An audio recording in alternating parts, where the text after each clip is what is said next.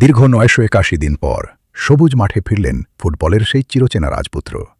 মায়ামির hard rock স্টেডিয়ামে Neymar যখন আবার বল পায়ে দৌড়াতে শুরু করলেন, তখন গ্যালারিতে থাকা হাজারো ভক্তের চোখ আনন্দাশ্রুতে ভিজে উঠেছিল। চোটের করালগ্রাসে হারিয়ে যাওয়ার ভয়কে জয় করে কোনো প্রস্তুতি ম্যাচ ছাড়াই সরাসরি বিশ্বকাপের মতো মেগা ইভেন্টে নামাটা ছিল প্রায় অসম্ভব এক চ্যালেঞ্জ। কিন্তু তিনি নেইমার, আর অসম্ভবকে সম্ভব করাই যেন তার স্বভাব। ম্যাচ শেষে নিজের আবেগ ধরে রাখতে পারেননি এই মহাতারকা। মাঠ ছাড়ার সময় তার চোখের জলই বলে দিচ্ছিল এই প্রত্যাবর্তন তার কাছে কতটা আবেগের ছিল। স্কটল্যান্ডের বিপক্ষে ব্রাজিলের ৩-০ ব্যবধানের দাপুটে জয়ের ম্যাচটিতে ৭৬তম মিনিটে বদলি হিসেবে মাঠে নামেন নেইমার। মাত্র ১৫ মিনিটের সংক্ষিপ্ত উপস্থিতিতেই তিনি বুঝিয়ে দিয়েছেন মাঠের বাইরে থাকলেও তার পায়ের জাদু একটুও কমেনি। এই অল্প সময়ের মধ্যেই তিনি নিখুঁতভাবে ১৩টি পাস দিয়েছেন এবং ম্যাচের শেষ মুহূর্তে একটি দুর্দান্ত শট নিয়ে প্রতিপক্ষকে কাঁপিয়ে দিয়েছিলেন।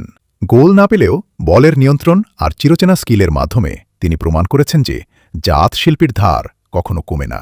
সেলেসাউদের জন্য এই জয় যতটা আনন্দের, নেইমারের এই রাজকীয় ফেরা সামনের দিনগুলোর জন্য তার চেয়েও বড় অনুপ্রেরণা।